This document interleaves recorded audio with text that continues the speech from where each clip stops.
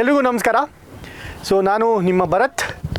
College ಶಿಕ್ಷಣ ಇಲಾಖೆ ನಡೆಸುತ್ತಿರುವ ಈ ಒಂದು ತರಗತಿಗಳಿಗೆ ನಿಮ್ಮೆಲ್ಲರಿಗೂ ಸ್ವಾಗತ. ನಾನು ಲಾಸ್ಟ್ 2 ಕ್ಲಾಸಲ್ಲಿ ಬೇಸಿಕ್ಸ್ ಆಫ್ ಇಂಗ್ಲೀಷ್, ಈ ಇಂಗ್ಲೀಷ್ ಸೆಂಟೆನ್ಸ್ನ basic foundation, basic pillars, parts of ಸ್ಪೀಚ್ನ ನೋಡಿದ್ವಿ. ಅದೇ ರೀತಿ ವರ್ಬ್ಸ್, ನೌನ್ಸ್, ಪ್ರೊನೌನ್ಸ್, ಟೆನ್ಸಸ್ ಇದನ್ನೆಲ್ಲ ನೋಡ್ಕೊತಾ ಬಂದಿದ್ವಿ. ಇವಾಗ ಸ್ವಲ್ಪ ಅಡ್ವಾನ್ಸ್ಡ್ಗೆ ಹೋಗೋಣ. Subject verb agreement. Subject verb agreement ಹೋಗೋಕ್ಕಿಂತ ಮುಂಚೆ ನಿಮಗೆ ಗೊತ್ತಿರಬೇಕಾಗಿರೋದೇನು, ಸಬ್ಜೆಕ್ಟ್ ಅಂದರೆ ಏನು, ವರ್ಬ್ ಅಂದರೆ ಏನು, ಅಗ್ರಿಮೆಂಟ್ ಅಂದರೆ ಏನು. ಅಗ್ರಿಮೆಂಟ್ ಅಂದರೆ ನಿಮಗೆಲ್ಲರಿಗೂ ಗೊತ್ತಿರುತ್ತೆ, ಸಹಮತಿ. ಸಬ್ಜೆಕ್ಟ್ ಅಂದರೆ ಏನು? ನಾನು ಇಂದಿನ ಕ್ಲಾಸಲ್ಲೂ ಹೇಳಿದ್ದೆ ನಿಮಗೆ, ಸಬ್ಜೆಕ್ಟ್ ಅಂದರೆ ಒಂದು ಸೆಂಟೆನ್ಸ್ ಯಾವುದರ ಬಗ್ಗೆ ಮಾತಾಡ್ತಾ ಇದೆ ಅದರ ಬಗ್ಗೆ ಆ ಒಂದು ವಿಷಯ ಅಥವಾ ಆ ಒಬ್ಬ ವ್ಯಕ್ತಿ, ಆ ಒಂದು ವಸ್ತು ಸಬ್ಜೆಕ್ಟ್ ಆಗುತ್ತೆ. Okay, for example Bharat is teaching. ಇಲ್ಲಿ ಸಬ್ಜೆಕ್ಟ್ ಏನು, ಯಾರ ಬಗ್ಗೆ ಮಾತಾಡ್ತಾ ಇದೆ ಈ ಒಂದು ಸೆಂಟೆನ್ಸ್? ಭರತ್ ಬಗ್ಗೆ. ಭರತ್ ಏನು ಮಾಡ್ತಾ ಇದ್ದಾನೆ? ಓಕೆ, ಇದನ್ನು ಹೇಳಬೇಕಾದ್ರೆ ಯಾರ ಬಗ್ಗೆ ಮಾತಾಡ್ತಾ ಇರ್ತೀನಿ, ಇದು ನನ್ನ ಸಬ್ಜೆಕ್ಟ್ ಆಗುತ್ತೆ. ಈಗ ವಾಟರ್ ಈಸ್ ಫ್ಲೋಯಿಂಗ್, ಯಾರ ಬಗ್ಗೆ ಮಾತಾಡ್ತಾ ಇದ್ದೀನಿ? ವಾಟರ್ ಬಗ್ಗೆ. ನನ್ನ ಸಬ್ಜೆಕ್ಟ್ ಏನಾಯಿತು? ವಾಟರ್ ಆಯಿತು. ಯಾವುದೇ ಒಂದು ಇಂಗ್ಲೀಷ್ ಸೆಂಟೆನ್ಸಲ್ಲಿ ಆ ಒಂದು ಸೆಂಟೆನ್ಸ್ ಯಾವುದರ ಬಗ್ಗೆ ಮಾತಾಡ್ತಾ ಇದೆ ಅದು ನನ್ನ ಸಬ್ಜೆಕ್ಟ್ ಆಗುತ್ತೆ. ಅದಾದ ನಂತರ ವರ್ಬ್ ಏನಾಯ್ತು ಇವಾಗ? ವಾಟರ್ ಈಸ್ ಫ್ಲೋಯಿಂಗ್, ಹರಿತಾ ಇದೆ, ಒಂದು ಕ್ರಿಯೆಯನ್ನು ತೋರಿಸ್ತಾ ಇದೆ ವರ್ಬ್. ಈ ಒಂದು ಕ್ರಿಯೆಯನ್ನು ತೋರಿಸುವಂತಹ ಪದಗಳನ್ನ ನಾವು ವರ್ಬ್ಸ್ ಅಂತೀವಿ ಅಥವಾ ಕ್ರಿಯಾಪದ ಅಂತ ಅಂತೀವಿ ಅಲ್ವಾ? ಲಾಸ್ಟ್ ಕ್ಲಾಸಲ್ಲಿ ನಾನು ನಿಮಗೆ ವರ್ಬ್ಸ್ ಅಂದರೆ ಏನು, different forms of verbs, different types of verbs ಇದೆಲ್ಲ ಹೇಳಿದ್ದೆ.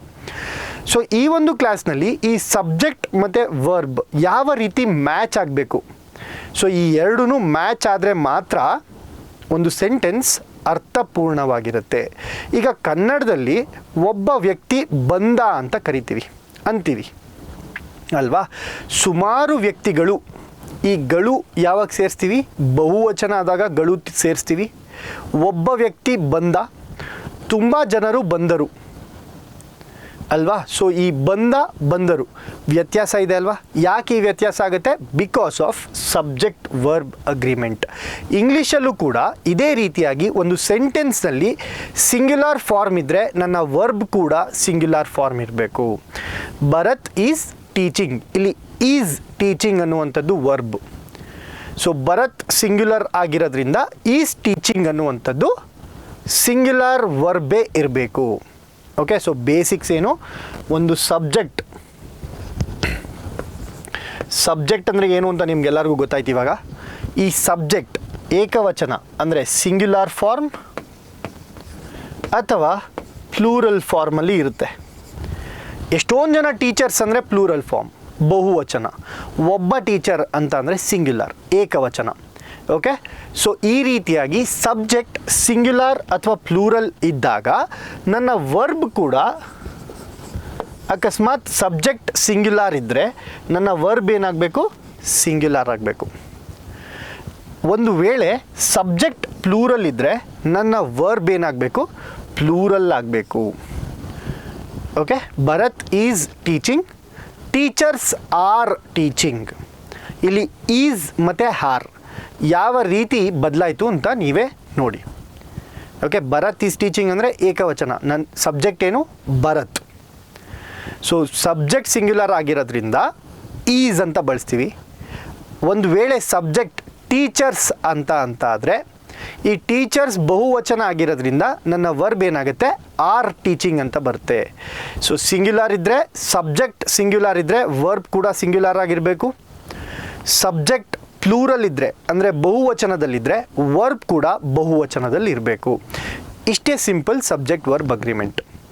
ಓಕೆ, ನಮ್ಮ ಕನ್ನಡದ ವಿದ್ಯಾರ್ಥಿಗಳಿಗೆ ಏನಾಗುತ್ತೆ, ಈ ಸಬ್ಜೆಕ್ಟ್ ವರ್ಬ್ ಅಗ್ರಿಮೆಂಟ್ ಮಾಡದೇ ಇದ್ದರೆ ಇಂಗ್ಲೀಷ್ ಫ್ಲೋ ಬರಲ್ಲ, ಒಂದು ಫ್ಲೂಯೆನ್ಸಿ ಬರಲ್ಲ.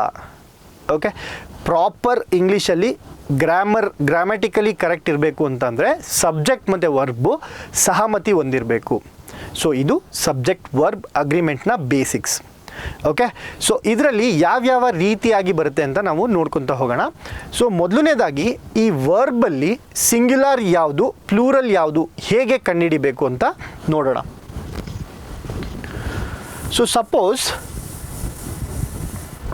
ಈಗ ನೌನ್ ಬಗ್ಗೆ ಮಾತಾಡಿದ್ರೆ, ನೌನ್ ಅಂದರೆ ಗೊತ್ತಲ್ವ ನಿಮಗೆಲ್ಲರಿಗೂ, ನಾಮಪದ. ಸೊ ಈ ನೌನ್ ಬಗ್ಗೆ ಮಾತಾಡಿದ್ರೆ ನೌನಲ್ಲಿ ಎಸ್ ಇದ್ದರೆ ಏನಾಗುತ್ತೆ? Example cat, cats.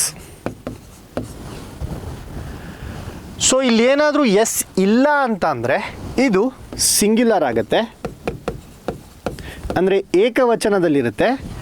ಒಂದು ವೇಳೆ ಎಸ್ನ ಆ್ಯಡ್ ಮಾಡಿದ್ರೆ, ಸೊ ಇಲ್ಲಿ ನೋಡಿ ಕ್ಯಾಟಲ್ಲಿ ಎಸ್ ಇಲ್ಲ, ಈ ಕ್ಯಾಟ್ಸಲ್ಲಿ ಎಸ್ ಇದೆ. ಈ ಎಸ್ನ ಆ್ಯಡ್ ಮಾಡಿದಾಗ ನಾಮಪದದಲ್ಲಿ ಏನಾಗುತ್ತೆ? ಇದು ಪ್ಲೂರಲ್ ಫಾರ್ಮ್ ಆಗುತ್ತೆ. ಏನಾಗುತ್ತೆ? ಪ್ಲೂರಲ್ ಫಾರ್ಮ್ ಆಗುತ್ತೆ. ಸೊ ಇದು ಸಿಂಗ್ಯುಲರ್ ಇತ್ತು ಕ್ಯಾಟ್ ಅನ್ನುವಂಥದ್ದು, ಕ್ಯಾಟ್ಸ್ ಅನ್ನುವಂಥದ್ದು ಪ್ಲೂರಲ್ ಇದೆ. S, the logic of S. ಅದೇ ವರ್ಬಲ್ಲಿ ಇದು ನೌನ್ ಆಯಿತು.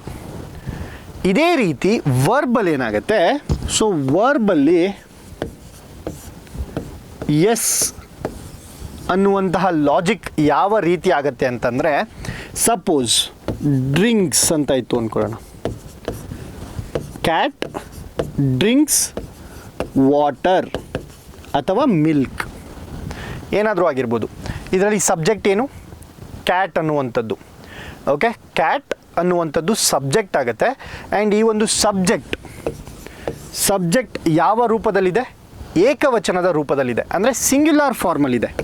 ಕರೆಕ್ಟಾ? ಸಬ್ಜೆಕ್ಟ್ ಏನಿದೆ ಸಿಂಗ್ಯುಲರ್ ಫಾರ್ಮಲ್ಲಿದೆ. ಹಾಗಾಗಿ ನನ್ನ ವರ್ಬ್ ಯಾವ ಥರ ಇರಬೇಕು? ಸಿಂಗ್ಯುಲರೇ ಇರಬೇಕು. ಇಲ್ಲಿ ನೋಡಿ, ವರ್ಬಲ್ಲಿ ಎಸ್ ಇದ್ದರೆ ಇದು ಸಿಂಗ್ಯುಲರ್ ಅಂತ ಅರ್ಥ. ಓಕೆ, ವರ್ಬಲ್ಲಿ ಎಸ್ ಇದ್ದರೆ ಸಿಂಗ್ಯುಲರ್, ಅದೇ ನೌನಲ್ಲಿ ಎಸ್ ಇದ್ದರೆ ಪ್ಲೂರಲ್. ಸೊ ಈ ಒಂದು ವ್ಯತ್ಯಾಸನ ನೀವು ಚೆನ್ನಾಗಿ ತಿಳ್ಕೋಬೇಕು. ಇಲ್ಲಿ ಸಬ್ಜೆಕ್ಟ್ ಸಿಂಗ್ಯುಲರ್ ಆಗಿರೋದ್ರಿಂದ ಇಲ್ಲೂ ಕೂಡ ನಾನು ಸಿಂಗ್ಯುಲರ್ ವರ್ಬ್ನ ಯೂಸ್ ಮಾಡಬೇಕು. ಈ ಸಿಂಗ್ಯುಲರ್ ವರ್ಬ್ ಬರಬೇಕು ಅಂತಂದರೆ ಲಾಸ್ಟಲ್ಲಿ ಎಸ್ ಇರಬೇಕು. ಅದೇ ನೌನಲ್ಲಿ ಏನಾಗುತ್ತೆ? ಕ್ಯಾಟ್ಸ್, ಡ್ರಿಂಕ್,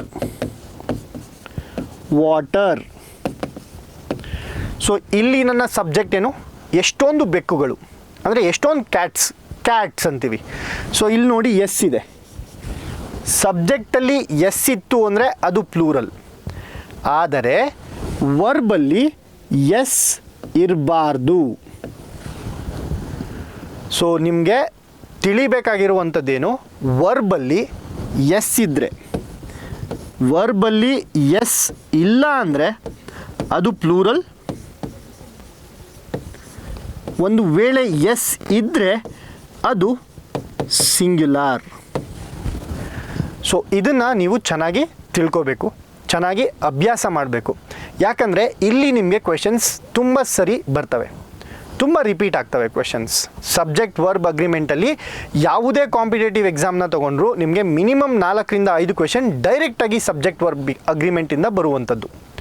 ಓಕೆ, ಹಾಗೆ ಹಲವಾರು ಎಕ್ಸಾಂಪಲ್ಸ್ನ ಮುಖಾಂತರ ನಾನು ಇಲ್ಲಿ ಎಕ್ಸ್ಪ್ಲೇನ್ ಮಾಡಿದ್ದೀನಿ. ಏನಂತ ಇಲ್ಲಿ ನೋಡಿ, ಸಬ್ಜೆಕ್ಟ್ ಯಾವ ರೀತಿ ಇರಬೇಕು? ಸಿಂಗ್ಯುಲರ್ ಇತ್ತು ಅಂದರೆ ಇಲ್ಲಿ ಎಸ್ ಇರಬಾರ್ದು. ಲಯನ್ ಅಂದರೆ ಸಿಂಗ್ಯುಲರ್, ಲಯನ್ ಸಿಂಹ. ರೋರ್ಸ್ ಗರ್ಜನೆ ಮಾಡುತ್ತೆ, ಒಂದು ಗರ್ಜನೆ ಮಾಡುತ್ತೆ. ರೋರ್ಸ್ ಅಂದರೆ ಸಿಂಗ್ಯುಲರ್. ಇಲ್ಲಿ ನೋಡಿ ಎಸ್ ಇದೆ, ಇಲ್ಲಿ ಎಸ್ ಇಲ್ಲ, ಇಲ್ಲಿ ಎಸ್ ಇದೆ, ಇದು ಸಿಂಗ್ಯುಲರ್. ಅ ಲಯನ್ ರೋರ್ಸ್. ಇದನ್ನು ಸೆಂಟೆನ್ಸಲ್ಲಿ ಬರಿಬೇಕಂತ ಅಂದರೆ the lion roars loudly. The lion roars loudly. Okay, so ಇಲ್ಲಿ ಲೌಡ್ಲಿ ಯಾವ ಪಾರ್ಟ್ ಆಫ್ ಸ್ಪೀಚ್ ಬರುತ್ತೆ, ಯಾವ ಪಾರ್ಟ್ ಆಫ್ ಸ್ಪೀಚ್ ಬರುತ್ತೆ ಅಂತ ನಮ್ಮ ಕಮೆಂಟ್ ಬಾಕ್ಸಲ್ಲಿ ತಿಳಿಸ್ಬೇಕು ನೀವು. Which part of speech is loudly. Okay, so ಅದೇ ರೀತಿ ಇದೇ ಸೆಂಟೆನ್ಸ್ನ ನಾನು ಪ್ಲೂರಲ್ ಫಾರ್ಮಲ್ಲಿ ಬರಿಬೇಕು ಅಂತಂದರೆ ಅವಾಗೇನಾಗುತ್ತೆ? ಲಯನ್ಸ್. ಈ ಲಯನ್ಸ್ ಅನ್ನುವಂಥದ್ದು ಬಹುವಚನ. ಓಕೆ, ಲಯನ್ಸ್ ಅನ್ನುವಂಥದ್ದು ಬಹುವಚನ. ಎಷ್ಟೊಂದು ಸಿಂಹಗಳು, ಹಲವಾರು ಸಿಂಹಗಳು ಏನು ಮಾಡ್ತವೆ, ಗರ್ಜಿಸ್ತವೆ. ಅದಕ್ಕೆ ರೋರ್ ಅಂತ ಬರುತ್ತೆ. ಇಲ್ಲಿ ನೋಡಿ ಎಸ್ ಬರಲ್ಲ. ಓಕೆ, ಎಸ್ ಬಂದರೆ ಅದು ಸಿಂಗ್ಯುಲರ್. ಯಾವುದರಲ್ಲಿ? ನನ್ನ ವರ್ಬಲ್ಲಿ. ಅಂದರೆ ಕ್ರಿಯಾಪದದಲ್ಲಿ ಎಸ್ ಬಂತು ಅಂದರೆ ಅದು ಸಿಂಗ್ಯುಲರ್ ಅಂತ ಅರ್ಥ. ಒಂದು ವೇಳೆ ಎಸ್ ಬಂದಿಲ್ಲ ಅಂತ ಅಂದರೆ ಅದು ಪ್ಲೂರಲ್ ಅಂತ ಅರ್ಥ. ಯಾವುದ್ರ ಬಗ್ಗೆ ಮಾತಾಡ್ತಾ ಇದ್ದೀನಿ ನಾನು? ವರ್ಬ್ ಬಗ್ಗೆ, ಅಂದರೆ ಕ್ರಿಯಾಪದದ ಬಗ್ಗೆ ಮಾತಾಡ್ತಾ ಇದ್ದೀನಿ. ಒಂದು ಕ್ರಿಯಾಪದದಲ್ಲಿ ಎಸ್ ಬಂತು ಅಂತ ಅಂದರೆ ಅದು ಏಕವಚನ ಅಂತ ಅರ್ಥ. ಎಸ್ ಬಂದಿಲ್ಲ ಅಂತಂದರೆ ಅದು ಬಹುವಚನ ಅಂತ ಅರ್ಥ ವರ್ಬಲ್ಲಿ, ಕ್ರಿಯಾಪದದಲ್ಲಿ. ಆದರೆ ನೌನಲ್ಲಿ ಉಲ್ಟಾ. ಎಸ್ ಇತ್ತು ಅಂದರೆ ಅದು ಬಹುವಚನ, ಎಸ್ ಇಲ್ಲ ಅಂದರೆ ಅದು ಏಕವಚನ. ಓಕೆನಾ? ಇಷ್ಟು ಸಿಂಪಲ್ಲು. ಹಾಗೆ ನೋಡಿ, ದ ರಿವರ್ ಫ್ಲೋಸ್. ಒಂದು ರಿವರ್ ಬಗ್ಗೆ ಮಾತಾಡ್ತಾ ಇದ್ದೀನಿ, ಅದಕ್ಕೆ ನನ್ನ ಸಬ್ಜೆಕ್ಟ್ ಏನಾಯಿತು? ರಿವರ್ ಆಯಿತು. ಸೊ ಒಂದು ರಿವರ್ ಅಂತ ಅಂದರೆ ಅದು ಏಕವಚನ, ನನ್ನ ಕ್ರಿಯಾಪದ ಕೂಡ ಏಕವಚನದಲ್ಲಿರಬೇಕು, ಹಾಗಾಗಿ ಫ್ಲೋಸ್ ಅಂತ ಬರುತ್ತೆ. ಅದಾದ ನಂತರದಲ್ಲಿ ರಿವರ್ಸ್ ಅಂದರೆ ಎಷ್ಟೊಂದು ನದಿಗಳು, ಹಲವಾರು ನದಿಗಳು, ಸೋ ಮೆನಿ ರಿವರ್ಸ್ ಅಂತೀವಲ್ವ. ರಿವರ್ಸ್ ಅಂದರೆ ಬಹುವಚನ ಆಯಿತು. ಸೊ ಇದು ಬಹುವಚನ ಆದಾಗ ನನ್ನ ಕ್ರಿಯಾಪದ ಕೂಡ ಬಹುವಚನದಲ್ಲಿರಬೇಕು, ಆವಾಗ ಫ್ಲೋ ಅಂತ ಬರುತ್ತೆ. ಸೊ ಫ್ಲೋ ಅಂದರೆ ಅದು ಬಹುವಚನ, ಫ್ಲೋಸ್ ಅಂತ ಅಂದರೆ ಅದು ಏಕವಚನ. ಸೊ ಇದು ನಿಮ್ಮ ಸಬ್ಜೆಕ್ಟ್ ವರ್ಬ್ ಅಗ್ರಿಮೆಂಟ್ನ basics, and this is the logic of S. So this is the logic of S. So ನಾನು ಇವಾಗ ಏನೆಲ್ಲ ಎಕ್ಸ್ಪ್ಲೈನ್ ಮಾಡಿದೆ ಅದೆಲ್ಲ ಇಲ್ಲಿರುತ್ತೆ. ನೌನಲ್ಲಿ ಎಸ್ ಇಲ್ಲ ಅಂತಂದರೆ ಅದು ಸಿಂಗ್ಯುಲರ್, ಅದೇ ನೌನಲ್ಲಿ ಎಸ್ ಇತ್ತು ಅಂದರೆ ಅದು ಪ್ಲೂರಲ್. ಓಕೆ, ಅದೇ ರೀತಿ ವರ್ಬಲ್ಲಿ ಅಂದರೆ ಕ್ರಿಯಾಪದದಲ್ಲಿ ಎಸ್ ಇತ್ತು ಅಂದರೆ ಅದು ಸಿಂಗ್ಯುಲರ್, ಅಂದರೆ ಏಕವಚನ. ಒಂದು ವೇಳೆ ಎಸ್ ಇಲ್ಲ ಅಂತಂದರೆ ಅದು ಬಹುವಚನ, ಅಂದರೆ plural form. Okay, so this is your basics of subject verb agreement. So ಇಲ್ಲಿಗೆ ನಿಮ್ಮ ಬೇಸಿಕ್ಸ್ ಕಂಪ್ಲೀಟ್ ಆಗುತ್ತೆ. ಈ ಒಂದು ಬೇಸಿಕ್ಸ್ನ ಮೇಲೆ ಇನ್ನು ಹಲವಾರು ರೀತಿಯಾದಂತಹ ಕ್ವೆಶನ್ನ ಕೇಳ್ತಾರೆ. ಯಾವ ರೀತಿ ಕ್ವೆಶನ್ನ ಕೇಳ್ಬೋದು ನಾವು ಇಲ್ಲಿ ಎಕ್ಸಾಂಪಲ್ಸ್ನ ಮುಖಾಂತರ ನೋಡ್ಕೊತಾ ಹೋಗೋಣ.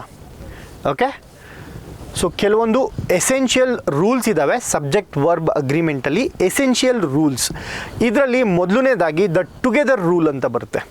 ಅಂದರೆ ಜೊತೆಗೆ, ಒಬ್ಬರ ಜೊತೆಗೆ ಇನ್ನೊಬ್ಬರು, ಒಬ್ಬರ ಜೊತೆಗೆ ಇನ್ನೂ ಅನೇಕರು, ಈ ರೀತಿಯಾದಂತಹ ಸೆಂಟೆನ್ಸಸ್ ಬಂದಾಗ ಯಾವ ವರ್ಬ್ನ ನಾನು ಯೂಸ್ ಮಾಡಬೇಕು. ಓಕೆ, ಸೊ ಸಬ್ಜೆಕ್ಟ್ ಕೆಲವೊಂದು ಬಾರಿ ಇಂಗ್ಲೀಷ್ ಸೆಂಟೆನ್ಸಲ್ಲಿ ಸಬ್ಜೆಕ್ಟ್ ಒಬ್ಬರ ಬಗ್ಗೆ ಮಾತಾಡಲ್ಲ, ಹಲವಾರು ಜನಗಳ ಬಗ್ಗೆ ಮಾತಾಡುತ್ತೆ. ಸೊ ಅಲ್ಲಿ ಎರಡು ಸಬ್ಜೆಕ್ಟ್ ಇರ್ತವೆ. ಓಕೆ, ಸಬ್ಜೆಕ್ಟ್ ಅಂದರೆ ಏನಂತ ಗೊತ್ತು, ಸೆಂಟೆನ್ಸ್ ಯಾರ ಬಗ್ಗೆ ಮಾತಾಡ್ತಾ ಇದೆ ಅಂತ. ಬಟ್ ಕೆಲವೊಂದು ಸರಿ ಏನಾಗುತ್ತೆ, ಈ ಸೆಂಟೆನ್ಸ್ ಒಬ್ಬರ ಬಗ್ಗೆ ಮಾತ್ರ ಮಾತಾಡ್ತಿರಲ್ಲ, ಒಬ್ಬರ ಜೊತೆಗೆ ಇನ್ನೊಬ್ಬರ ಬಗ್ಗೆನೂ ಮಾತಾಡ್ತಾ ಇರುತ್ತೆ. ಆವಾಗ ನಾವು ಯಾವ ಸಬ್ಜೆಕ್ಟ್ನ ಕನ್ಸಿಡರ್ ಮಾಡಬೇಕು ಅಂತ ಈ ಒಂದು ರೂಲ್ಸ್ ಹೇಳುತ್ತೆ. ಓಕೆ, ಸೊ ರೂಲ್ಸ್ ಅಂತ ಅಂದಿದ ತಕ್ಷಣ ನೀವೇನು ಭಯ ಪಡೋದು ಬೇಡ. ತುಂಬ ಸಿಂಪಲ್ ರೂಲ್ಸ್, ತುಂಬ ಸರಳವಾಗಿದೆ ರೂಲ್ಸ್ಗಳು. ಸೊ ಯಾವ ರೀತಿ ಸರಳವಾಗಿದೆ ಅಂತ ನೋಡೋಣ.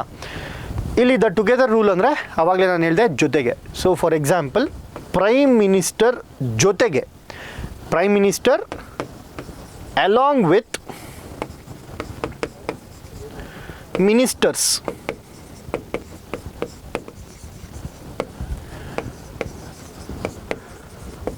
attended the meeting. Attend the meeting.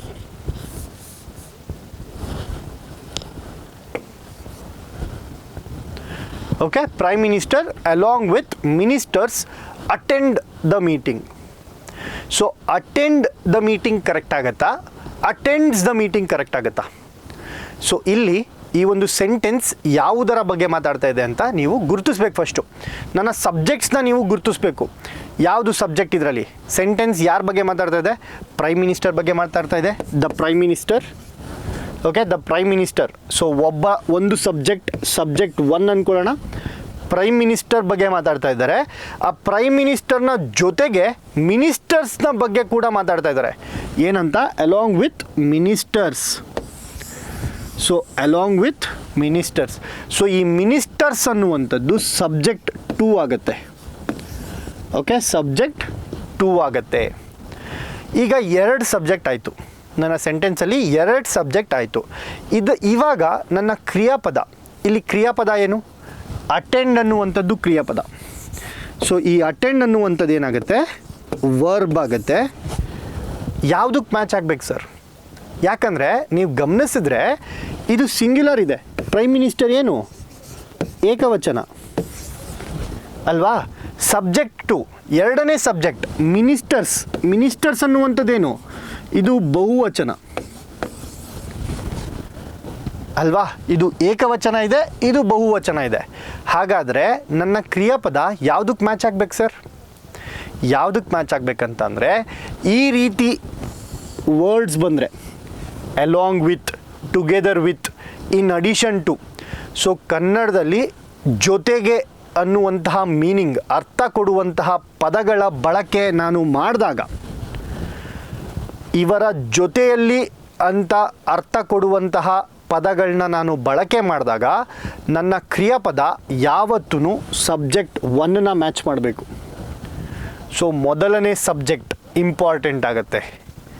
Okay, so Bharat ಜೊತೆಗೆ ಹಲವರು ಈ ತರಗತಿಗಳನ್ನ ನಡೆಸ್ತಾ ಇದ್ದಾರೆ. ಓಕೆ, ಸೊ ಇಲ್ಲಿ ಭರತ್ ಅನ್ನುವಂಥದ್ದು ಮುಖ್ಯ ಆಗತ್ತೆ. ಈ ಒಂದು ಸೆಂಟೆನ್ಸ್ನಲ್ಲಿ ಎಕ್ಸಾಂಪಲ್, ದ ಪ್ರೈಮ್ ಮಿನಿಸ್ಟರ್ನ ಜೊತೆಗೆ ಇನ್ನೂ ಬೇರೆ ಮಿನಿಸ್ಟರ್ಸ್ಗಳು, ಅಂದರೆ ಹಲವಾರು ಮಿನಿಸ್ಟರ್ಸ್ಗಳು ಈ ಒಂದು ಮೀಟಿಂಗ್ನ ಅಟೆಂಡ್ ಮಾಡ್ತಾನೆ. ಏಕವಚನ ಬರಬೇಕಂತಂದರೆ ಗೌರವಯುತವಾಗಿ ಮಾತಾಡಬೇಕಂದಾಗ ಅಟೆಂಡ್ ಮಾಡಿದ್ರು ಅಂತ ಹೇಳ್ತೀವಿ. ಬಟ್ ಗ್ರಾಮ್ಯಾಟಿಕಲಿ ಪ್ರೈಮ್ ಮಿನಿಸ್ಟರ್ ಏಕವಚನ ಆಗಿರೋದ್ರಿಂದ ಸೊ ನಾನು ಅಟೆಂಡ್ ಮಾಡಿದನು ಅಂತಲೇ ಬಳಸಬೇಕು. ಓಕೆ, ಪ್ಯೂರ್ ಗ್ರಾಮ್ಯಾಟಿಕಲ್ ಸೆನ್ಸಲ್ಲಿ. ಸೊ ನನ್ನ ವರ್ಬ್ 2 ಸಬ್ಜೆಕ್ಟ್ ಕೊಟ್ಟು ಆ 2 ಸಬ್ಜೆಕ್ಟ್ನ ಯಾವುದಾದರೂ ಪದಗಳು ಯಾವ ಮೀನಿಂಗ್ ಕೊಡುವಂಥದ್ದು, ಅವರ ಜೊತೆಗೆ ಅನ್ನುವಂತಹ ಮೀನಿಂಗ್ ಕೊಡುವಂತಹ ವರ್ಡ್ಸ್ ಇದ್ದರೆ ನನ್ನ ಕ್ರಿಯಾಪದ ಯಾವಾಗಲೂ ಸಬ್ಜೆಕ್ಟ್ 1 ಮೊದಲನೆಯ ಸಬ್ಜೆಕ್ಟ್ಗೆ ಹೋಲಿಕೆ ಆಗಬೇಕು. Okay, so along with, together with, in addition to, ಈ ಎಲ್ಲ ಪದಗಳು ಅವರ ಜೊತೆಗೆ ಅನ್ನುವಂತಹ ಅರ್ಥ ಕೊಡುತ್ತೆ. ಅರ್ಥ ಕೊಡುವಂತಹ ಪದಗಳು ಬಂದಾಗ ನನ್ನ ಕ್ರಿಯಾಪದ ಯಾವುದಕ್ಕೆ ಮ್ಯಾಚ್ ಆಗಬೇಕು? ಸಬ್ಜೆಕ್ಟ್ 1ಗೆ ಮ್ಯಾಚ್ ಆಗಬೇಕು. ಸೊ ಇಲ್ಲಿ ಸಬ್ಜೆಕ್ಟ್ 1 ದ ಪ್ರೈಮ್ ಮಿನಿಸ್ಟರ್ ಏಕವಚನ ಆಯಿತು. ಸೊ ನನ್ನ ಕ್ರಿಯಾಪದ ಏನಾಗಬೇಕು? ಏಕವಚನದಲ್ಲಿರಬೇಕು. ಸೊ ನನ್ನ ಕ್ರಿಯಾಪದ ಏಕವಚನದಲ್ಲಿ ಇರಬೇಕು ಅಂತಂದರೆ ಇಲ್ಲಿ ಎಸ್ ಬರಬೇಕು. ಸೊ ಲಾಜಿಕ್ ಆಫ್ ಎಸ್ ಏನು ಹೇಳ್ಕೊಟ್ಟೆ? ವರ್ಬಲ್ಲಿ ಎಸ್ ಇದ್ದರೆ ಅದು ಸಿಂಗ್ಯುಲರ್, ಎಸ್ ಇಲ್ಲ ಅಂತ ಅಂದರೆ ಅದು ಪ್ಲೂರಲ್. ಓಕೆನಾ? ಸೊ ಇದು ನಿಮ್ಮ ಎಕ್ಸಾಂಪಲ್ನ ಜೊತೆಗೆ ಈ ಒಂದು ಟುಗೆದರ್ ರೂಲ್, ಅಂದರೆ ಜೊತೆಗೆ ಅನ್ನುವಂತಹ ಅರ್ಥ ಕೊಡುವಂತಹ ಪದಗಳು ಬಂದಾಗ ಈ ರೀತಿ ಬಳಕೆ ಮಾಡ್ತೀವಿ. ಸೊ ಇದೇ ಒಂದು ಎಕ್ಸಾಂಪಲ್ನ ನಾನು ಉಲ್ಟಾ ಬರೆದ್ರೆ, ಈಗ ನೋಡಿ, ಸೊ ಇದೇ ಒಂದು ಎಕ್ಸಾಂಪಲ್ನ ನಾನು ಏನು ಮಾಡ್ತೀನಿ? ಉಲ್ಟಾ ಬರಿತೀನಿ.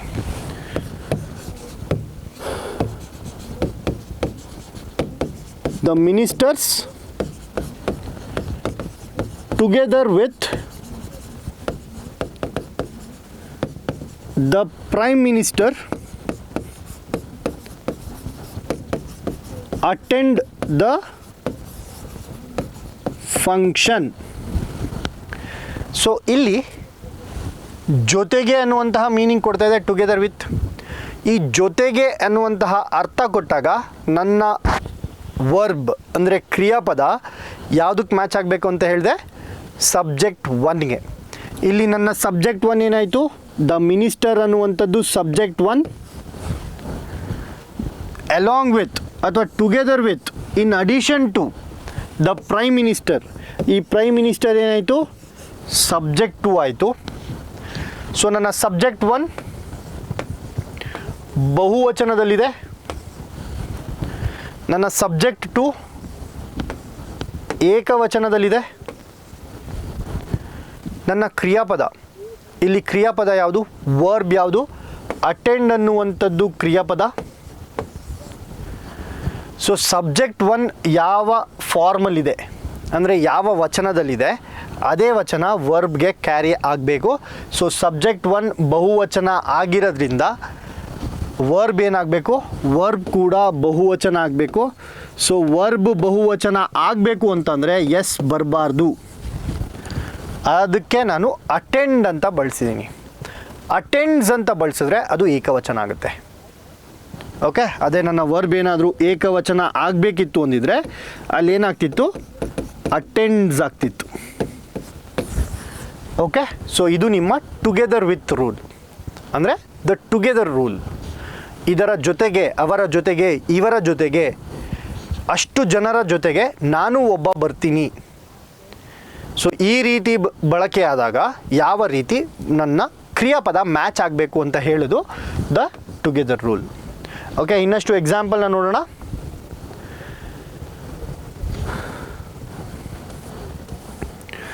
ಸೊ ಇಂಗ್ಲೀಷ್ನಲ್ಲಿ ಇದರ ಜೊತೆಗೆ, ಅವರ ಜೊತೆಗೆ ಅಂತ ಅರ್ಥ ಕೊಡುವಂತಹ ಪದಗಳು as well as, along with, together with, in addition to, accompanied by, the prime minister accompanied by the ministers.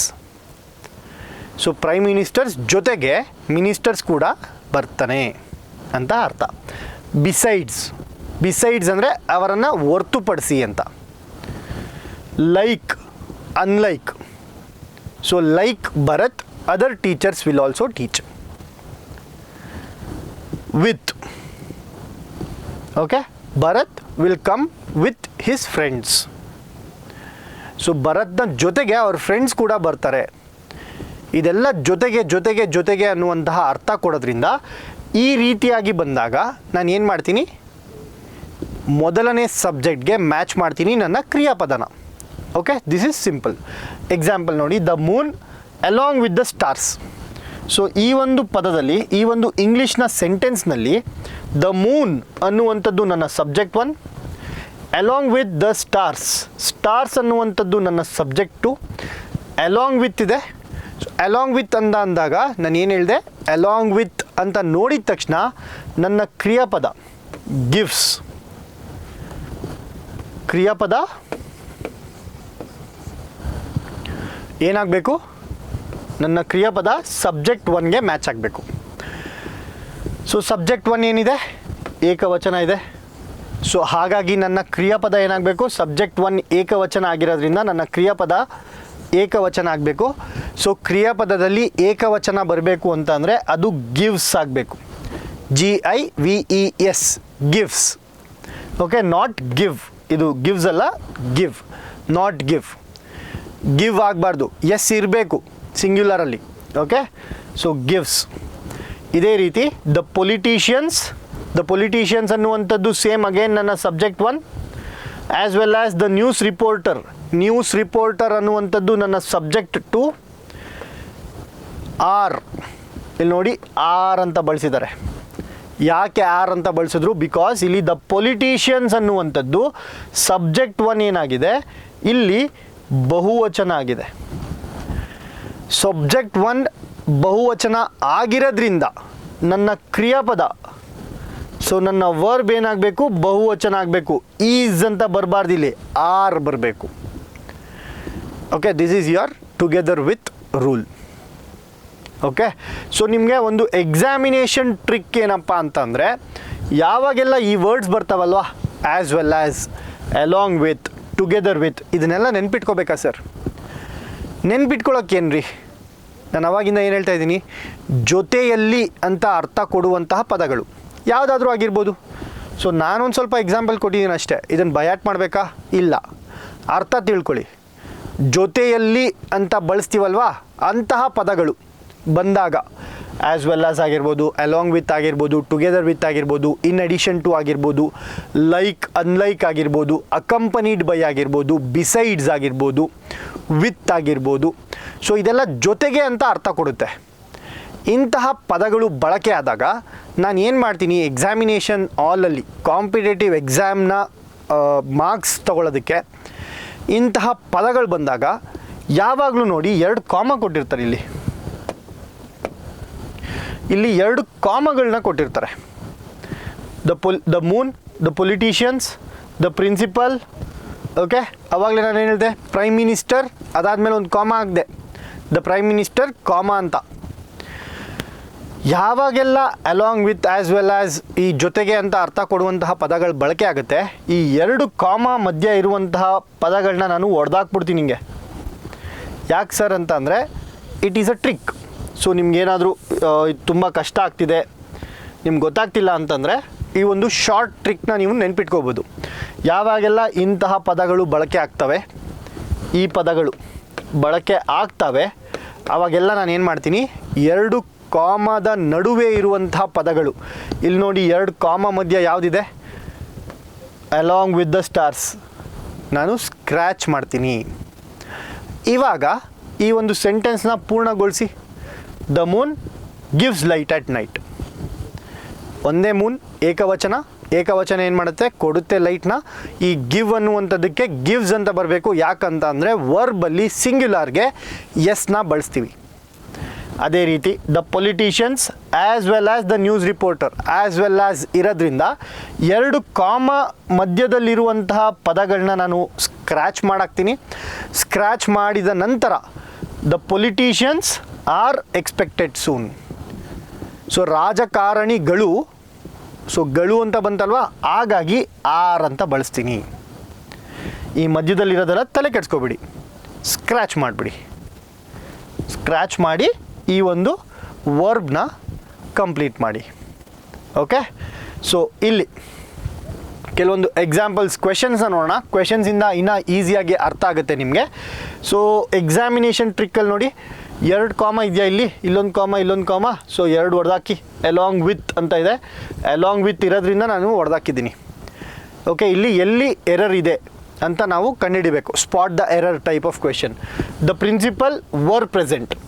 ಇಲ್ಲಿ ನೋಡಿ, ದ ಪ್ರಿನ್ಸಿಪಾಲ್ ಅನ್ನುವಂಥದ್ದು ಏಕವಚನ. ಒಬ್ಬನೇ ಪ್ರಿನ್ಸಿಪಲ್ ಇರ್ತಾರಲ್ವಾ. ಸೊ ಪ್ರಿನ್ಸಿಪಲ್ ಎಷ್ಟು ಜನ ಇರ್ತಾರೆ? ಒಬ್ಬರೇ ಇರ್ತಾರೆ. ಹಾಗಾದರೆ ಪ್ರಿನ್ಸಿಪಲ್ ಒಬ್ಬರೇ ಇದ್ದಾಗ ಪ್ರಿನ್ಸಿಪಲ್ ಅನ್ನುವಂಥದ್ದು ಏಕವಚನ ಆಗುತ್ತೆ. ಸೊ ಇಲ್ಲಿ ಪ್ರಿನ್ಸಿಪಲ್ ಇದೆ, ಇಲ್ಲಿ ವರ್ ಇದೆ, ಸಾಧ್ಯ ಆಗುತ್ತಾ? ಇಲ್ಲಿ ಏನಿರಬೇಕು, ವಾಸ್ ಇರಬೇಕು. The principal was present. Okay, so ಈ ರೀತಿಯಾಗಿ ಎಲ್ಲಿ ತಪ್ಪಿದೆ, ಸಿ ಅಲ್ಲಿ ತಪ್ಪಿದೆ. ಇದೇ ರೀತಿ ನೆಕ್ಸ್ಟ್ ಕ್ವೆಶನ್ ನೋಡಿ, the players as well as the coach. So ಇಲ್ಲಿ 2 ಕಾಮ ಬರಬೇಕು, ಮಿಸ್ ಆಗಿದೆ. ಬಟ್ ಕ್ವೆಶನಲ್ಲಿ ಖಂಡಿತವಾಗ್ಲೂ ಇದು ಕೊಡ್ತಾರೆ commas. The players as well as the coach, as well as ಅಂತ ಇದೆ, ಹಾಗಾಗಿ ಇದನ್ನು ಹೊಡೆದಾಕ್ತೀನಿ ನಾನು. The players is cheering loudly. Is cheering loudly ಆಗುತ್ತಾ? ಪ್ಲೇಯರ್ಸ್ ಅನ್ನುವಂಥದ್ದು ಬಹುವಚನ ಆಯ್ತಲ್ವಾ. ಸೊ ಪ್ಲೇಯರ್ಸ್ ಅನ್ನುವಂಥದ್ದು ಬಹುವಚನ ಆದಾಗ ನನ್ನ ಕ್ರಿಯಾಪದ ಈಸ್ ಚಿಯರಿಂಗ್ ಆಗಲ್ಲ, are cheering. The players are cheering loudly. Okay, ಅದೇ ರೀತಿ silver in addition to copper are found in this mine. So ಇಲ್ಲಿ ನೋಡಿ, ಸಬ್ಜೆಕ್ಟ್ 1 ಏನು, ಸಿಲ್ವರು. ಸಬ್ಜೆಕ್ಟ್ 2 ಏನು, ಕಾಪರ್. ಈ 2 ಸಬ್ಜೆಕ್ಟ್ನ ಜೋಡಿಸ್ತಾ ಇರುವಂತಹ ಪದ ಏನು, in addition to. So in addition to ಯಾವ ಅರ್ಥ ಕೊಡುತ್ತೆ? ಜೊತೆಗೆ ಅನ್ನುವಂತಹ ಅರ್ಥ ಕೊಡುತ್ತೆ. ಟುಗೆದರ್ ಅಂತ ಅರ್ಥ ಕೊಡುತ್ತೆ. ಸೊ ಟುಗೆದರ್ ಅರ್ಥ ಕೊಟ್ಟಾಗ ನನ್ನ ಕ್ರಿಯಾಪದ ಯಾವುದಕ್ಕೆ ಮ್ಯಾಚ್ ಆಗಬೇಕು? ಸಬ್ಜೆಕ್ಟ್ 1ಗೆ ಮ್ಯಾಚ್ ಆಗಬೇಕು. ಸಿಲ್ವರ್ ಏಕವಚನನ ಬಹುವಚನ? ಸಿಲ್ವರ್ಗಳು ಅಂತೀವ ನಾವು, ಸಿಲ್ವರ್ ಅಂತೀವಲ್ವ. ಸಿಲ್ವರ್ ಅನ್ನುವಂಥದ್ದು ಏಕವಚನ ಆಯಿತು. ಸೊ ಸಿಲ್ವರ್ ಅನ್ನುವಂಥದ್ದು ಏಕವಚನ ಆಯಿತು ಅಂತ ಅಂದರೆ, ಸಿಲ್ವರ್ ಅನ್ನುವಂಥದ್ದು ಏಕವಚನ ಆಯಿತು ಅಂದರೆ ನನ್ನ ವರ್ಬ್ ಏನಾಗಬೇಕು?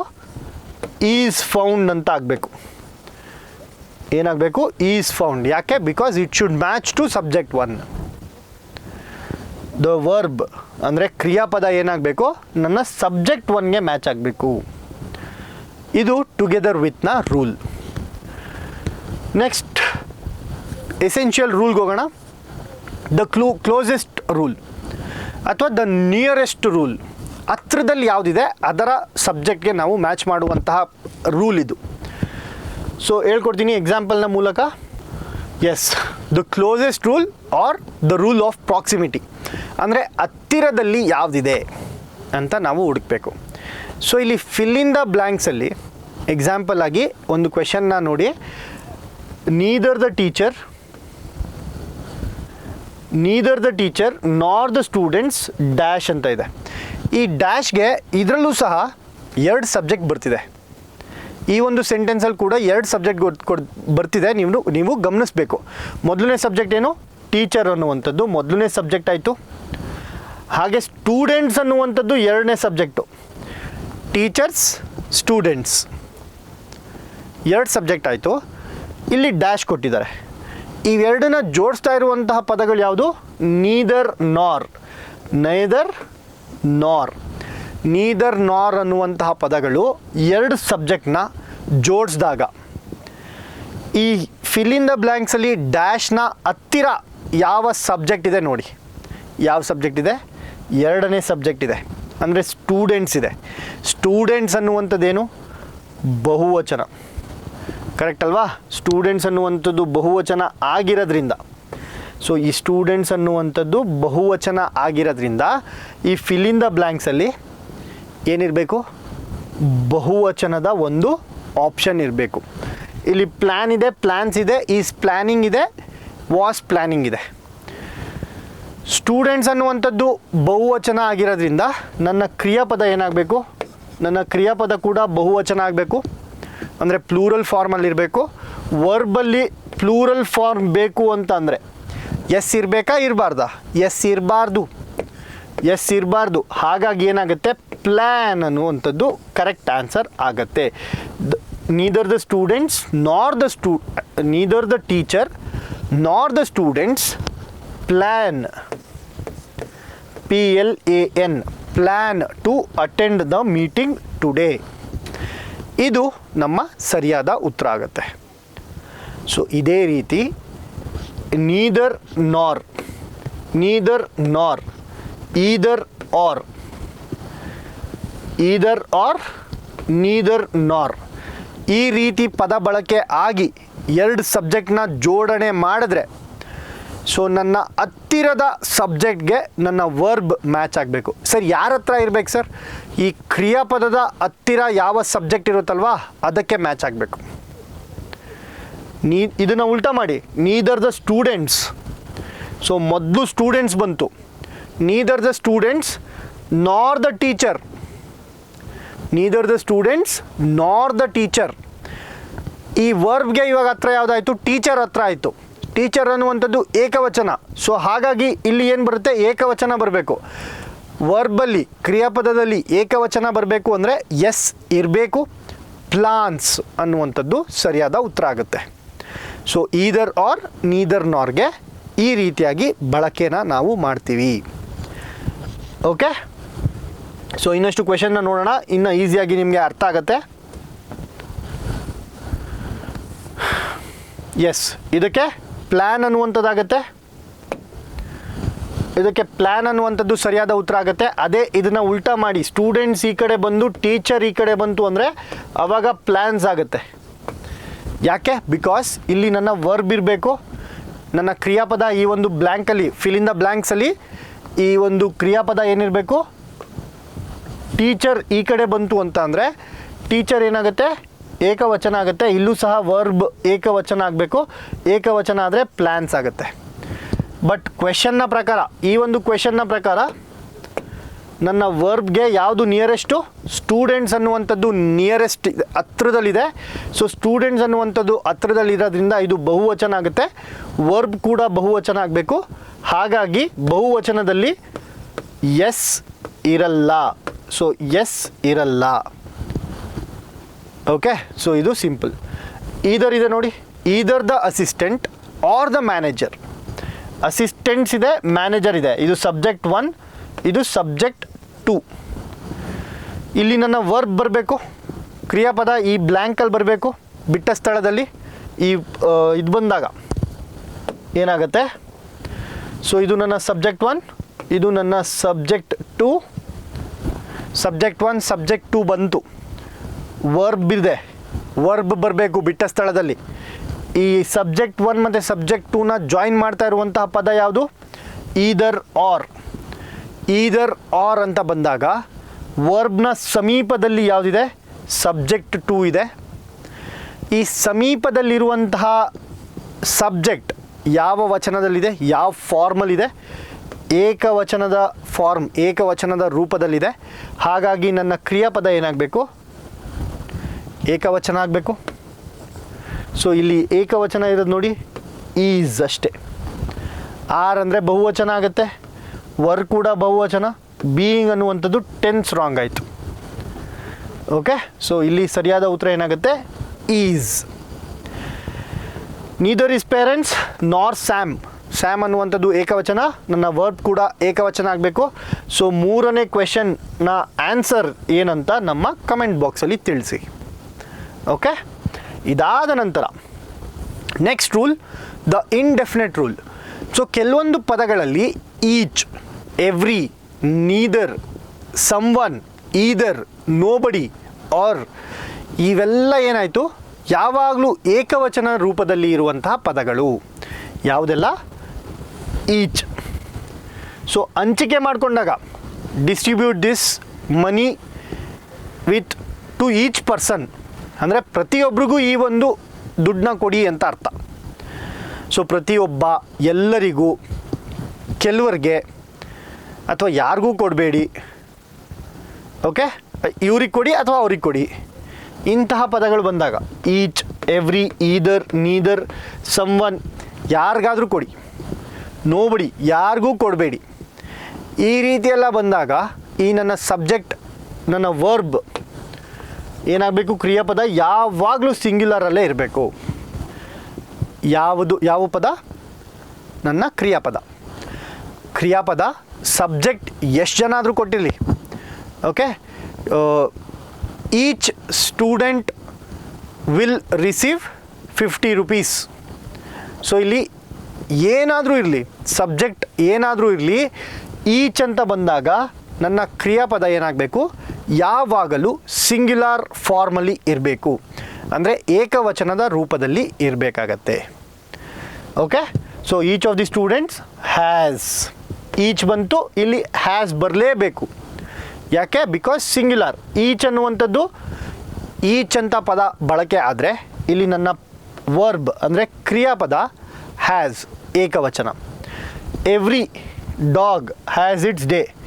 ಸೊ ಎವ್ರಿ ಡಾಗ್ ಅಂದರೆ ನಾವು ಬಹುವಚನ ಅಂತ ಅಂದ್ಕೊಂಡ್ಬಿಡ್ತೀವಿ, ಬಟ್ ನನ್ನ ಕ್ರಿಯಾಪದ ಯಾವಾಗಲೂ ಏಕವಚನದಲ್ಲೇ ಇರಬೇಕು. ಹಾಗಾಗಿ ಆ್ಯಸ್ ಅಂತ ಬರುತ್ತೆ. Each man and each women, ಇಲ್ಲಿ ನೋಡಿ ಈಚ್ ಮತ್ತು ಈಚ್ ಇದೆ. ಎಲ್ಲ ಪುರುಷರಿಗೂ ಅಥವಾ ಪ್ರತಿಯೊಬ್ಬ ಪುರುಷನಿಗೂ ಮತ್ತು ಪ್ರತಿಯೊಬ್ಬ ಮಹಿಳೆಗೂ. ಸೊ ಇಲ್ಲಿ ನಾವು ಪ್ಲೂರಲ್ ಅಂತ ಅನ್ಕೋಬಿಡ್ತೀವಿ, ಬಹುವಚನ ಅಂತ ಅನ್ಕೋಬಿಡ್ತೀವಿ, ಬಟ್ ಯಾವ ಪದ ಜೋಡಿಕೆ ಆಗಿದೆ? ಈಚ್ ಅನ್ನುವಂತಹ ಪದ ಬಳಕೆ ಆದಾಗ ನನ್ನ ಕ್ರಿಯಾಪದ ಈಸ್, ಆರ್ ಬರಬಾರ್ದು, ಈಸೇ ಬರಬೇಕು. ಓಕೆ, ಸೊ ಕ್ರಿಯಾಪದ ಯಾವಾಗಲೂ ಏನಾಗಿರುತ್ತೆ? ಏಕವಚನದಲ್ಲಿ ಇರುತ್ತೆ. ಇದು ನನ್ನ ಇಂಡೆಫಿನೆಟ್ ರೂಲ್. ಇನ್ನಷ್ಟು ಎಕ್ಸಾಂಪಲ್ಸ್ ನೋಡಿ. Someone has left their umbrella. Have ಬರಲ್ಲ, ಹ್ಯಾಸ್ ಬರುತ್ತೆ. ಯಾಕೆ? Because someone, nobody, everybody, everything ಈ ರೀತಿಯಾದಂತಹ ಪದಗಳು ಬಂದಾಗ ನನ್ನ ಕ್ರಿಯಾಪದ ಏನಾಗಬೇಕು? ಯಾವಾಗಲೂ ಸಿಂಗ್ಯುಲರ್ ಫಾರ್ಮಲ್ಲಿ ಇರಬೇಕು ಅಥವಾ ಏಕವಚನದ ರೂಪದಲ್ಲಿ ಇರಬೇಕಾಗತ್ತೆ. So this is my indefinite rule. Okay, so ಎಕ್ಸಾಮ್ನ ಟ್ರ್ಯಾಪಲ್ಲಿ ಇದೇ ರೀತಿ ನೋಡಿ, either of the two paths leads to the destination ಅಥವಾ leads to the station. Neither of the candidates is, leads, is ಇದೆಲ್ಲ ಏನು? ಏಕವಚನ. So neither, either, everything, everybody, nobody, someone. ಅದೇ ರೀತಿಯಾಗಿ each, every, each, either, neither, someone, nobody ಇದೆಲ್ಲ ಬಂದಾಗ ನನ್ನ ಕ್ರಿಯಾಪದ ಏನಾಗಬೇಕು? ಯಾವಾಗಲೂ ಏಕವಚನ ರೂಪದಲ್ಲಿ ಇರಬೇಕಾಗತ್ತೆ. ಓಕೆ. ಸೊ ಎಕ್ಸಾಮಲ್ಲಿ ಸ್ಪಾಟ್ ದ ಎರರ್ ಕೇಳುವಂತಹ ಕ್ವೆಶನಲ್ಲಿ ಕನ್ಫ್ಯೂಸ್ ಮಾಡೋದಕ್ಕೆ ಏನು ಮಾಡ್ತಾರೆ, ಪ್ಲೂರಲ್ ನೌನ್ನ ಹಾಕ್ಬಿಡ್ತಾರೆ. ಈಚ್ ಆಫ್ ದಿ ಬುಕ್ಸ್ ಅಂದಿದ ತಕ್ಷಣ ನಾವು ಬಹುವಚನ ಅಂತ ಅನ್ಕೋತೀವಿ. ಆದರೆ ಇಲ್ಲಿ ಆಗಿರುವಂತಹ ಪದ ಬಳಕೆ ಯಾವುದು, ಈಚ್ ಅನ್ನುವಂಥದ್ದು. ಸೊ ನನ್ನ ಸೆಂಟೆನ್ಸಲ್ಲಿ ಈಚ್ ಇತ್ತು ಅಂತಂದರೆ ನನ್ನ ಕ್ರಿಯಾಪದ ಆರ್ ಇಂಟ್ರೆಸ್ಟಿಂಗ್ ಕ್ರಿಯಾಪದ ತಪ್ಪಾಗುತ್ತೆ. ಯಾಕಂದರೆ ಈಚ್ ಅಂತ ಬಂದಾಗ ನಾನು ಯಾವಾಗಲೂ ಏಕವಚನನ ಬಳಸಬೇಕಾಗತ್ತೆ. ಸೊ ಏಕವಚನದಲ್ಲಿ ನನ್ನ ಕ್ರಿಯಾಪದ ಏನಾಗುತ್ತೆ, ನನ್ನ ಕ್ರಿಯಾಪದ ಈಸ್ ಇಂಟ್ರೆಸ್ಟಿಂಗ್ ಆಗುತ್ತೆ. Okay. So is interesting correct. ಓಕೆನಾ. ಸೊ ಕೆಲವೊಂದು ಎಕ್ಸಾಂಪಲ್ಸ್ ಇದೆ ನೋಡಿ. Each of the structural designs has. ಯಾಕೆ ಹ್ಯಾಸ್? ಬಿಕಾಸ್ ಹ್ಯಾಸ್ ಒಂದೇ ಇಲ್ಲಿ ಏಕವಚನದಲ್ಲಿರುವಂಥದ್ದು. ಹ್ಯಾವ್ ಅನ್ನುವಂಥದ್ದು ಬಹುವಚನ ಆಗುತ್ತೆ, ವರ್ ಅನ್ನುವಂಥದ್ದು ಬಹುವಚನ, ಆರ್ ಅನ್ನುವಂಥದ್ದು ಬಹುವಚನ. ಹಾಗಾದರೆ ಸಿಂಗಲ್ ಏಕವಚನದಲ್ಲಿರುವಂಥದ್ದು ಹ್ಯಾಸ್ ಮಾತ್ರ. ಹಾಗಾಗಿ ಇಲ್ಲಿ ಹ್ಯಾಸ್ ಬರುತ್ತೆ. ಇಲ್ಲಿ ನೋಡಿ ಇನ್ನೊಂದು ಸ್ವಲ್ಪ examples. Each of the students have, has, are, were. So each ಅಂತ ಬಂತು ಅಂತ ಅಂದರೆ ಏಕವಚನದ ಕ್ರಿಯಾಪದ ಇರಬೇಕು. ಏಕವಚನ ಕ್ರಿಯಾಪದ ಹ್ಯಾಸ್ ಮಾತ್ರ. If anybody finds, finding, have found. So have ಅನ್ನುವಂಥದ್ದು ಬಹುವಚನ, ಫೈಂಡಿಂಗ್ ಅನ್ನುವಂಥದ್ದು ಟೆನ್ಸ್ ರಾಂಗ್, ಕಂಟಿನ್ಯೂಸ್ ಟೆನ್ಸಲ್ಲಿದೆ, ಲಾಸ್ಟ್ ಪಾಸ್ಟ್ ಟೆನ್ಸ್. ಹಾಗಾಗಿ ಫೈಂಡಿಂಗ್ ತಪ್ಪಾಗುತ್ತೆ. ಫೈಂಡ್ ಆಗಬೇಕಾ, ಫೈಂಡ್ಸ್ ಆಗಬೇಕಾ? ಇಫ್ ಎನಿಬಡಿ ಅಂತ ಬಂದಾಗ ಏಕವಚನ ಬಳಸಬೇಕು. ಏಕವಚನ ಅಂತ ಅಂದರೆ finds, FINDS, finds. Excuse me. So finds ಅನ್ನುವಂಥದ್ದು ಸರಿಯಾದ ಉತ್ತರ ಆಗತ್ತೆ. ಸೊ ಇದೇ ರೀತಿ ಪೇರ್ ರೂಲ್ ಅಂತ ಇದೆ. ಪೇರ್ ರೂಲ್ ಅಂತ ಅಂದರೆ ಒಂದನ್ನು ಬಿಟ್ಟು ಇನ್ನೊಂದಿರಲ್ಲ, ಆ ರೀತಿ ಪದಗಳು.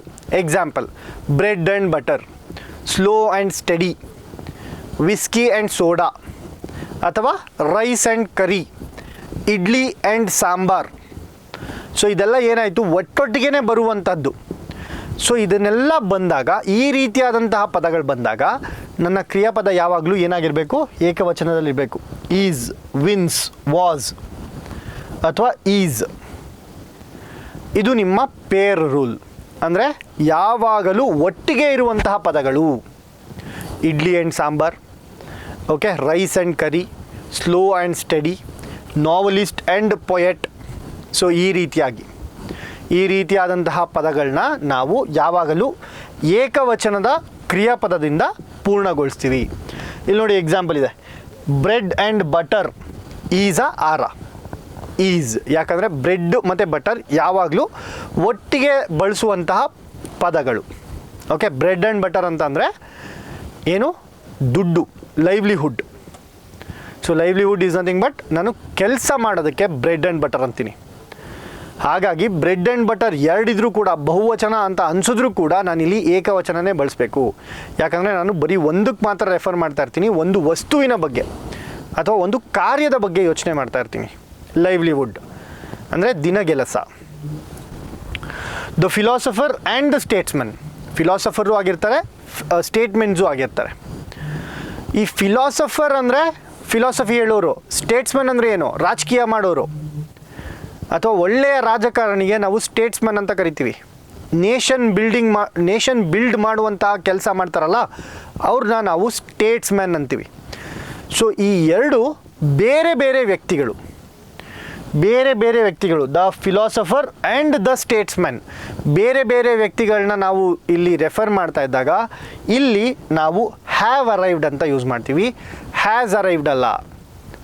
ಯಾಕೆ? ಇಲ್ಲಿ ನೋಡಿ, ಬ್ರೆಡ್ ಆ್ಯಂಡ್ ಬಟರ್ ನಾವು ಒಂದೇ ವಿಷಯಕ್ಕೆ ಬಳಸ್ತಾ ಇದ್ದೀವಿ. ಆದರೆ ಇಲ್ಲಿ ಫಿಲಾಸಫರ್ ಬೇರೆ, ಸ್ಟೇಟ್ಸ್ಮನ್ ಬೇರೆ ಅಂತ ನಾವು ಬಳಸ್ತಾ ಇದ್ದೀವಿ. ಹೇಗೆ ಗೊತ್ತಾಗುತ್ತೆ? Because of our article. The philosopher ಯಾವಾಗ ಯೂಸ್ ಮಾಡ್ತೀವಿ ಅಂದರೆ ಯೂನಿಕ್ ಥಿಂಗ್ಸ್ಗೆ. ದ ಫಿಲಾಸಫರ್ ಯೂನಿಕ್ ಆಯಿತು, ದ ಸ್ಟೇಟ್ಸ್ಮ್ಯಾನ್ ಯೂನಿಕ್ ಆಯಿತು. ಎರಡು ಯೂನಿಕ್ ಎಂಟಿಟಿ, ಎರಡು ಯೂನಿಕ್ ಎಂಟಿಟಿಗಳನ್ನ ಒಟ್ಟಿಗೆ ಸೇರಿಸಿದಾಗ ಅದು ಬಹುವಚನ ಆಗುತ್ತೆ. ಅದು ಬಹುವಚನ ಆದಾಗ ನನ್ನ ಕ್ರಿಯಾಪದ ಬಹುವಚನ ಆಗಿರುತ್ತೆ. ಇಲ್ಲಿ ಹ್ಯಾವ್ ಅರೈವ್ಡ್ ಅಂತ ಬರುತ್ತೆ. ಸೊ ಇವಾಗ ನಾನು ಏನೆಲ್ಲ ಹೇಳ್ಕೊಟ್ಟೆ ಅದರ ಒಂದು ಸಮರಿ ಟೇಬಲ್ನ ನೋಡೋಣ. ಸೊ ಮೊದಲನೇದಾಗಿ ಟುಗೆದರ್ ರೂಲ್ ಬರುತ್ತೆ.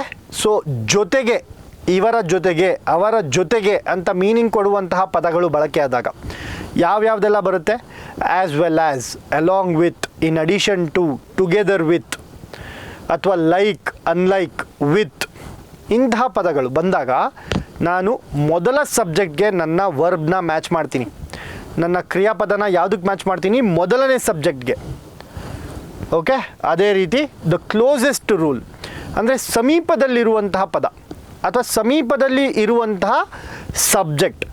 ಸೊ 2 ಸಬ್ಜೆಕ್ಟ್ ಕೊಟ್ಟು ಆ 2 ಸಬ್ಜೆಕ್ಟ್ನ ಈದರ್ ಆರ್ ಅಥವಾ ನೀದರ್ ನಾರ್ ಈ ರೀತಿ ಪದಗಳಲ್ಲಿ ಬಳಕೆ ಮಾಡಿದಾಗ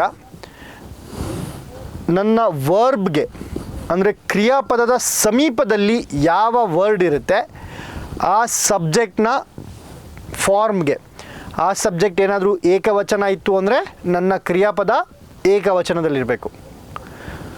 ಸೊ ನನ್ನ ಕ್ರಿಯಾಪದದ ಸಮೀಪದಲ್ಲಿ ಬಹುವಚನ ಇದ್ದರೆ ನನ್ನ ಕ್ರಿಯಾಪದ ಬಹುವಚನ ಆಗಬೇಕು. ಎಕ್ಸಾಂಪಲ್ ನೋಡಿ, ನೀದರ್ ದ ಪ್ರಿನ್ಸಿಪಲ್ ನಾರ್ ದ ಟೀಚರ್ಸ್. ಸೊ ನೀದರ್ ನಾರ್ ಇದೆ, ಪ್ರಿನ್ಸಿಪಲ್ ಮತ್ತು ಟೀಚರ್ಸ್ ಅನ್ನುವಂಥದ್ದು 2 ಸಬ್ಜೆಕ್ಟ್, ಪ್ರಿನ್ಸಿಪಲ್ ಅನ್ನುವಂಥದ್ದು 1 ಸಬ್ಜೆಕ್ಟ್, ಟೀಚರ್ಸ್ ಅನ್ನುವಂಥದ್ದು 2ನೇ ಸಬ್ಜೆಕ್ಟ್. ಆರ್ ಪ್ರೆಸೆಂಟ್, ಯಾಕೆ? ಕ್ರಿಯಾಪದದ ಸಮೀಪದಲ್ಲಿ ಯಾವುದಿದೆ? ಟೀಚರ್ಸ್ ಅನ್ನುವಂಥದ್ದಿದೆ. ಸೊ ಟೀಚರ್ಸ್ ಅನ್ನುವಂಥದ್ದು ಬಹುವಚನ ಆಗಿರೋದ್ರಿಂದ ಇಲ್ಲಿ ನಾನು ಬಹುವಚನನ ಬಳಸಿದೆ, ಆರ್ ಪ್ರೆಸೆಂಟ್ ಬಂತು.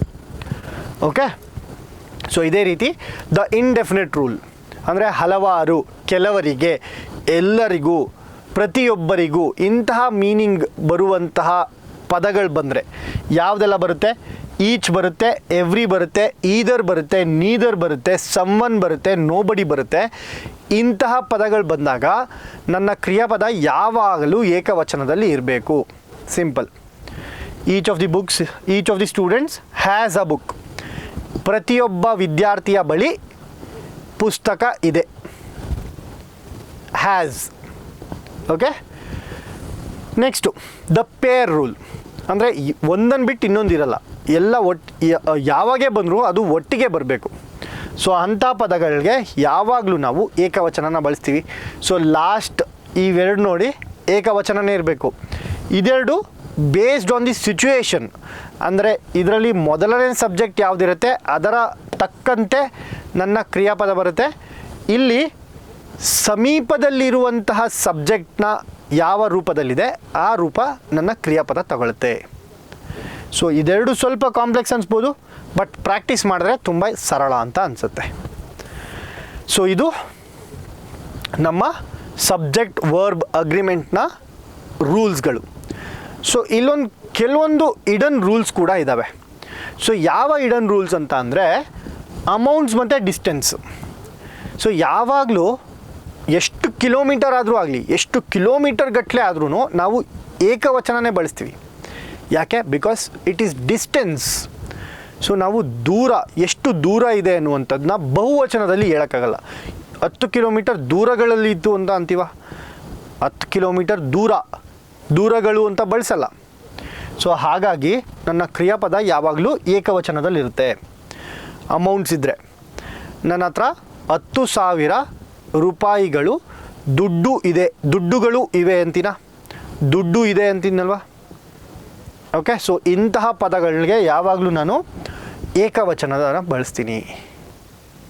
ಓಕೆ, ಹಾಗೆ ಅ ನಂಬರ್ ಆಫ್ ಮತ್ತು the number of. A number of students ಇತ್ತು ಅಂದರೆ ಆರ್ ಅಂತ ಬಳಸ್ತೀನಿ. ಆದರೆ ದ ನಂಬರ್ ಆಫ್ ಸ್ಟೂಡೆಂಟ್ಸ್ ಅಂತ ಅಂದಾಗ ಅಲ್ಲಿ ನಾನು ಈಸ್ ಅಂತ ಬಳಸ್ತೀನಿ. ಯಾಕೆ ಸರ್ ಅಂತಂದರೆ ಆ ನಂಬರ್ ಆಫ್ ಸ್ಟೂಡೆಂಟ್ಸ್ ಅಂತ ಅಂದರೆ ಹಲವಾರು ಜನಗಳಲ್ಲಿ, ಹಲವಾರು ಸ್ಟೂಡೆಂಟ್ಸ್ ವಿದ್ಯಾರ್ಥಿಗಳಲ್ಲಿ ಅಂತ ಅರ್ಥ. ಸೊ ಇಲ್ಲಿ ಹಲವಾರು ಅಂತ ಬಂದಾಗ ಆರ್ ಅಂತ ಬಳಸ್ತೀನಿ, ಬಹುವಚನನ ಬಳಸ್ತೀನಿ. ಅದೇ ದ ನಂಬರ್ ಆಫ್ ಸ್ಟೂಡೆಂಟ್ಸ್, ಇಲ್ಲಿ ನಂಬರ್ ಬಗ್ಗೆ ಕಾನ್ಸಂಟ್ರೇಟ್ ಮಾಡ್ತಾ ಇದ್ದೀನಿ ನಾನು. ನಂಬರ್ ಈಸ್ 50 ಅಂತ. ಓಕೆ, ಸೊ ಇಲ್ಲಿ ನನ್ನ ಸಬ್ಜೆಕ್ಟ್ ಏನಾಯಿತು? ಅ number of students R, the number of students is. ಯಾಕೆ ಈ ಥರ ಬದಲಾವಣೆ ಆಯಿತು ಅಂತಂದರೆ ಆ ನಂಬರ್ ಆಫ್ ಸ್ಟೂಡೆಂಟ್ಸ್ ಅಂದಾಗ ನನ್ನ ಸಬ್ಜೆಕ್ಟ್ ಸ್ಟೂಡೆಂಟ್ಸ್ ಆಯಿತು. ಈ ಸ್ಟೂಡೆಂಟ್ಸ್ ಅನ್ನುವಂಥದ್ದು ಬಹುವಚನ, ಕರೆಕ್ಟಾ? ಹಾಗಾಗಿ ನನ್ನ ವರ್ಬ್ ಏನಾಗಬೇಕು? ಬಹುವಚನ ಆಗಬೇಕು. ಆರ್ ಅಂತ ಬಳಸಿದೆ. ಆದರೆ ಇಲ್ಲಿ ದ ನಂಬರ್, ಸೊ ಯಾವಾಗ ನಾವು ದ ಅಂತ ಬಳಸ್ತೀವಿ ಅದ ಮುಂದೆ ಇರುವಂತಹ ವರ್ಡು ತುಂಬ ಇಂಪಾರ್ಟೆಂಟ್ ಆಗುತ್ತೆ. ಇದು ನನ್ನ ಸಬ್ಜೆಕ್ಟ್ ಆಯಿತು. ಸೊ ನಂಬರ್ ಅನ್ನುವಂಥದ್ದು subject. The number of students is 50. ಅಂದರೆ ಈ ಒಂದು ತರಗತಿಯಲ್ಲಿ 50 ಜನ ಇದ್ದಾರೆ ಅಂತ ಅರ್ಥ. ಸೊ ಇಲ್ಲಿ ನನ್ನ ಸಬ್ಜೆಕ್ಟ್ ಏನಾಯಿತು? ನಂಬರ್ ಆಯಿತು. ಈ ನಂಬರ್ ಯಾವಾಗಲೂ ಏಕವಚನದಲ್ಲಿರುತ್ತೆ. ಸೊ ಏಕವಚನದಲ್ಲಿದ್ದಾಗ ದ ನಂಬರ್ ಅಂತ ಬಂದಾಗ ನನ್ನ ವರ್ಬ್ ಏನಾಗಬೇಕು?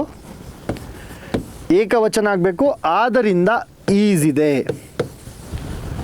ಓಕೆ, ಸ್ವಲ್ಪ ಅಡ್ವಾನ್ಸ್ಡ್ ಲೆವೆಲ್ ಇದು, ಬಟ್ ತುಂಬ ಸರಳವಾಗಿದೆ ಅಲ್ವಾ? ಸೊ ಇದೇ ರೀತಿ ಕರೆಕ್ಟಾಗಿ ಪ್ರಾಕ್ಟೀಸ್ ಮಾಡ್ತು ಅಂತ ಅಂದರೆ ತುಂಬ ಸರಳ ಇದೆ ಇಂಗ್ಲೀಷ್ ಸಬ್ಜೆಕ್ಟ್. ಸೊ ಇಂಗ್ಲೀಷ್ ಗ್ರಾಮರಲ್ಲಿ 35ಕ್ಕೆ ಮಿನಿಮಮ್ 32ರಿಂದ 33 ಆರಾಮಾಗಿ ನಾವು ಪಡಿಬೋದು. ಸ್ವಲ್ಪ ಎಫರ್ಟ್ಸ್ ಹಾಕಬೇಕು ಅಷ್ಟೇ. ಸೊ ಡೈಲಿ ಪ್ರಾಕ್ಟೀಸ್ ಮಾಡೋದ್ರಿಂದ ಅಥವಾ ಹಲವಾರು PYQsನ ಸಾಲ್ವ್ ಮಾಡೋದ್ರಿಂದ ಆರಾಮಾಗಿ 32ರಿಂದ 33 ಅಂಕಗಳನ್ನ ನಾವು ಈಸಿಯಾಗಿ ಇಂಗ್ಲೀಷ್ ಗ್ರಾಮರಲ್ಲಿ ಪಡ್ಕೋಬೋದು. ಸೊ ಅದೇ ರೀತಿ ಇಲ್ಲಿ ನೋಡಿ, ಫರ್ನಿಚರ್, ಸೀನರಿ, ಇನ್ಫಾರ್ಮೇಷನ್, ಇವೆಲ್ಲ ಇಂತಹ ಪದಗಳೆಲ್ಲ ಅನ್ಕೌಂಟಬಲ್ ನೌನ್ಸ್ ಅಂತ ಕರಿತೀವಿ ನಾವು. ನೌನ್ಸ್ ಹೇಳಬೇಕಾದ್ರೆ ಅನ್ಕೌಂಟಬಲ್ ನೌನ್ಸ್ ಅಂತ ಬಂತು. ಸೊ ನನ್ನ ಸಬ್ಜೆಕ್ಟ್ ಏನಾದರೂ ಅನ್ಕೌಂಟಬಲ್ ನೌನ್ಸ್ ಇದ್ದರೆ ನನ್ನ ವರ್ಬ್ ಯಾವಾಗಲೂ ಏನಿರಬೇಕು? ಏಕವಚನ ಇರಬೇಕು. ಸೊ ನನ್ನ ಸಬ್ಜೆಕ್ಟ್ ಏನಾದರೂ ಅನ್ಕೌಂಟಬಲ್ ನೌನ್ಸ್ ಆಗಿದ್ದರೆ ನನ್ನ ಕ್ರಿಯಾಪದ ಯಾವಾಗಲೂ ಸಮೇತ ಏಕವಚನದಲ್ಲೇ ಇರುತ್ತೆ. ಸೊ ಇದು ಅದರ ಅರ್ಥ. ಸೊ ಇಲ್ಲಿಗೆ ನಿಮ್ಮ ಸಬ್ಜೆಕ್ಟ್ ವರ್ಬ್ ಅಗ್ರಿಮೆಂಟ್ ಕಂಪ್ಲೀಟ್ ಆಗುತ್ತೆ. ಈ ಕಾಲೇಜು ಶಿಕ್ಷಣ ಇಲಾಖೆಯಿಂದ ನಡೆಸ್ತಿರುವಂತಹ ತರಗತಿಗಳನ್ನ ನೋಡಿದ್ದಕ್ಕೆ ಧನ್ಯವಾದಗಳು. ಸೊ ಮುಂದಿನ ತರಗತಿಯಲ್ಲಿ ಭೇಟಿಯಾಗೋಣ. ಅಲ್ಲಿವರೆಗೂ take care and have a nice day.